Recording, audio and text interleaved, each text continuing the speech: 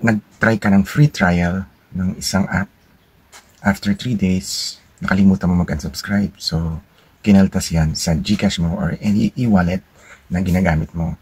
So, huwag tayong ma-tempt if may free trial kasi minsan nakakalimutan natin na meron palang deadline after 3 days, kakaltasan ka sa e-wallet mo. Ito yung shinare kong video dati na nagsasabi na na-refund ko. Pero meron palang pagbabago ngayon siguro sa privacy statement ni Google Play kasi din tayo kumukuha ng app. Halos lahat naman for Android is Google Play. So, yun nga pala. Yung ginawa kong video niyan, kasi noon, medyo madali pa. So, pwede kang mag-post lang, punta ka lang sa Google Play, tapos hanapin mo yung app. Tapos mag-post ka ng feedback.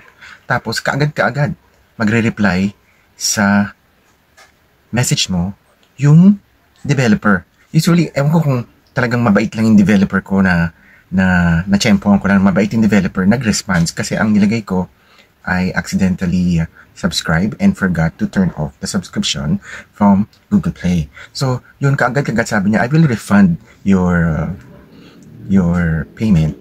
Tapos papasok siya sa GCash. Okay naman, naging successful. Yan nga pala yung video ko na sinasabi ko kanina. Pero lately, meron na naman kumakalat na app, yung PixMagic.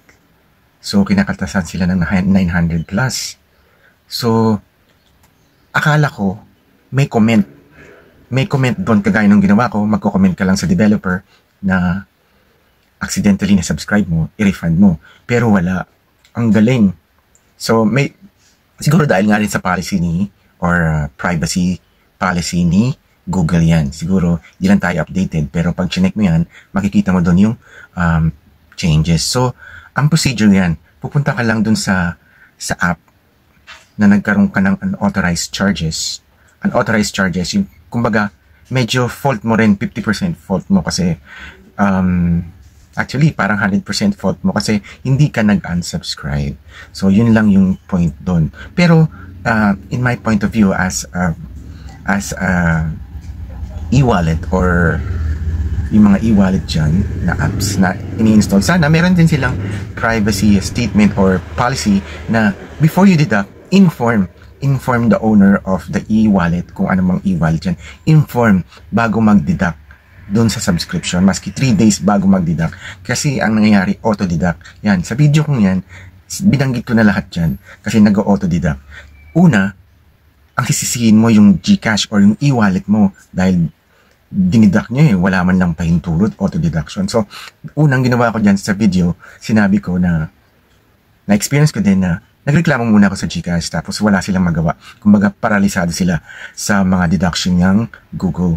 Wala silang magagawa dyan. So, pwede mo naman gawa ng ticket pero nandun lang yung ticket. Hanggat hindi ma-resolve, hindi mawawala yung ticket dun kay GCash. So, ang ginawa ko, yun nga, the best way is inform mo yung developer. Paano i-inform yung developer? I-comment mo lang dun sa feedback. Di ba, naglalagay ka ng stars and dun comment mo na I want a refund, it was accidentally subscribe, yan. So, pero ngayon yata iba na, yan o. Meron kang pupuntahan na, yan, sa baba, sa dulong-dulo ng app, sa Google Play yan, sa dulong-dulo ng app, may nakalagay, yung refund policy. Tapos sundan mo na lang yan, may lalabas dyan na how to refund, request a refund, yan. Hanapin mo lang dyan naka-blue, naka-link na yan. So, marirefund mo na yan. So, sa lahat doon ng mga forgot yung subscription, lalo na yung PixMagic yata, yung lately nagkaroon ng problema kasi free trial tapos nakalimutan lang nila i-unsubscribe. So, ingat-ingat din pag may time. So, check nyo na lang palagi. Ang lesson dyan, check nyo palagi yung Google Play nyo sa phone nyo kung meron kayong subscription ng payment. Nakalagay naman dun payment and subscription, manage or about subscription nakalagay naman. Hope you learned something and have a nice day, guys.